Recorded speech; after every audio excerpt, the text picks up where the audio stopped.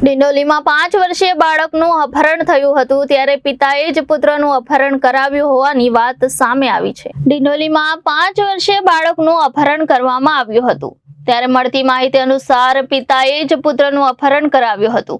પિતાએ પુત્રનું અપહરણ કરવા માટે બહેનને ભૂસાવળથી બોલાવી હતી અને બહેન બાળકનું અપહરણ કરી નાસી ગઈ હતી। બાદમાં બાળક ગુમ થયાની ફરિયાદ લઈ પિતા ડિંડોલી પોલીસ મથકે પહોંચ્યો હતો ત્યારે પોલીસે તપાસ કરતા બાળક ભૂસાવળનું હોવાનું સામે આવ્યું હતું।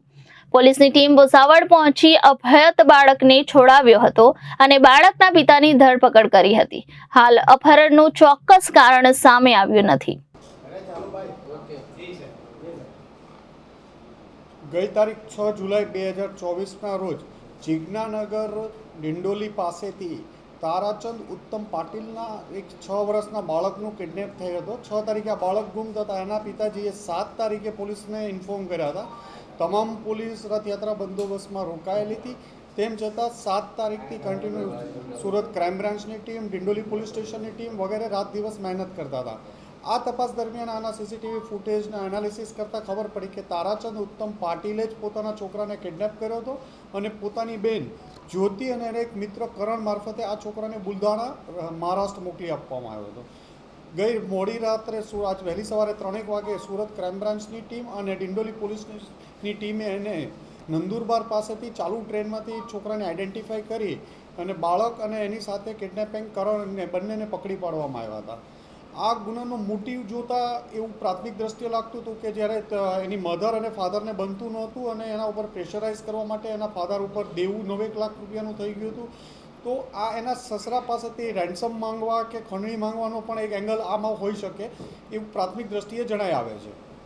હાલ આમાં એના ફાધર તારાચંદ ઉત્તમ પાટીલ, એની બહેન જ્યોતિ ઠાકરે અને કરણ વાકોડે 3ની ધરપકડ કરવામાં આવી છે અને આગળની તપાસ ચાલુ છે।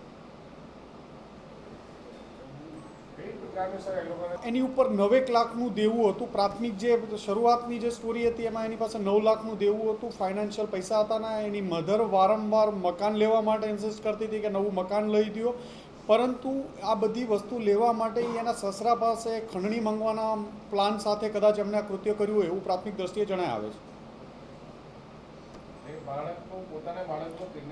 પોતે પૈસા લેવા માટે પોતાના બાળકનું એના પિતાએ જ કિડનેપિંગ કરાવ્યું।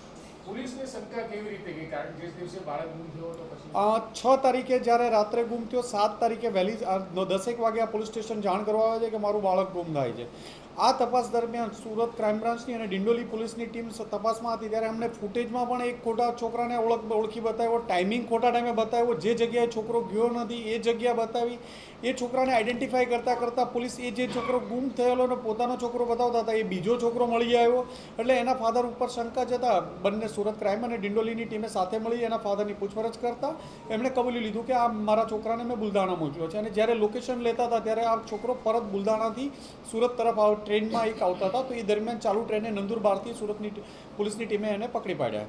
બાળકને પિતાએ જ્યારે બાળકને એના બેનને ત્યાં મૂકવા ગયો ત્યારે એને બેનને શું કીધેલું હતું કે એ પણ ઇન્વોલ્વ હતી? એની સિસ્ટર પણ ઇન્વોલ્વ હતી। Reporter Arvind Rathod, Janadesh news, Surat.